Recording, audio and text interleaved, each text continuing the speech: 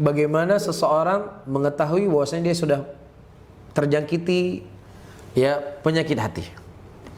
Yang pertama ya, dia sudah malas untuk beribadah, malas untuk berbuat amalan kebajikan. Ketika diajak untuk beribadah, ketika diajak untuk beramal soleh, berat badannya. Tapi ketika diajak untuk berdosa, berbuat maksiat, diajak untuk melakukan hal yang sia-sia, itu dia mudah.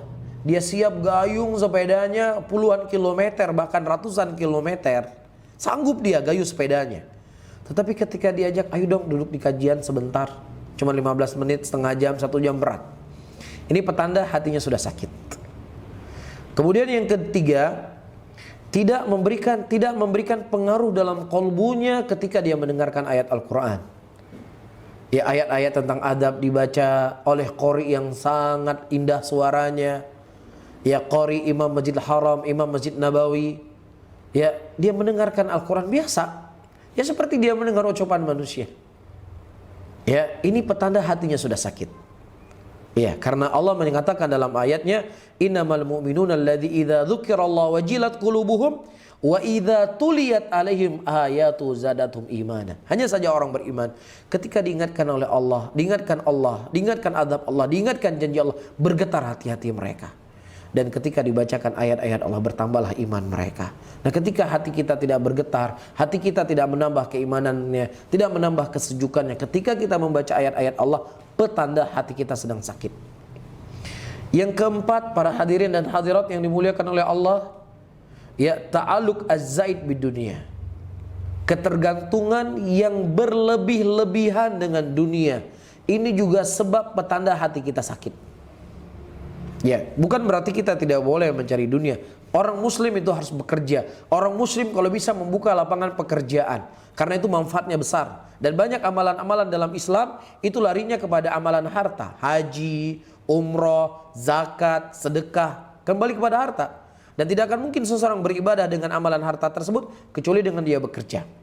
Tetapi yang dimaksudkan di sini adalah zaid, tambahan. Ya, semakin dia bertambah umurnya, ya, berarti semakin dekat dia dengan kubur, tetapi kesibukannya dengan dunia semakin bertambah-tambah.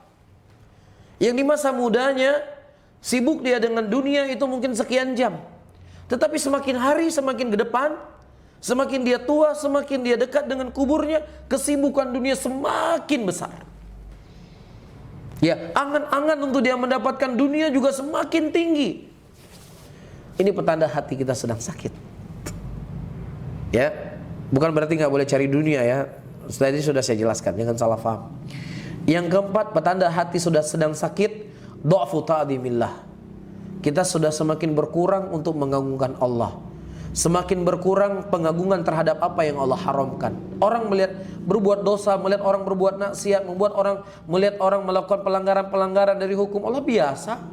Ya, wajar lah anak muda berbuat dosa biasa. Apalagi zaman sekarang nggak buat dosa kayaknya nggak ada. Jadi menyepelekan dosa, menyepelekan maksiat, ini merupakan petanda hati itu sedang sakit. Dan kemudian yang kelima, di antara petanda hati kita sedang sakit, tidak ada ketenangan dalam hidup. Hidup dalam keadaan seperti selalu sempit dadanya. Ini petanda-petanda hati kita sudah sakit. Nah, apa obatnya? Obatnya membaca Al-Quran, memahami ayat-ayat Al-Quran, mentadaburi ayat-ayat Al-Quran, membaca ayat-ayat tentang surganya Allah, membaca tentang hukuman Allah, tentang dahsyatnya neraka. Ini obatnya. Kemudian kita lebih mengenal Allah. Tentunya cara mengenal Allah adalah dengan menuntut ilmu, belajar agama. Yang mudah-mudahan apa yang dilakukan oleh Pak Budi, mengajak ya saudara-saudaranya untuk ikut kajian, tidak lain inilah sebuah hal yang diinginkan oleh beliau untuk kebaikan untuk kita semuanya. Terlebih untuk menata hati di tengah kita hidup di zaman yang begitu banyak syubhat, yang begitu banyak syahwat, zaman yang begitu orang tidak peduli dengan agama, di zaman yang orang bermudah-mudahan berbuat dosa dan maksiat. Sehingga obatnya dengan cara kita mengenal Allah, seperti yang telah saya singgung tadi. Kemudian yang ketiga, memperbanyak ucapkan istighfar, memperbanyak bertobat kepada Allah.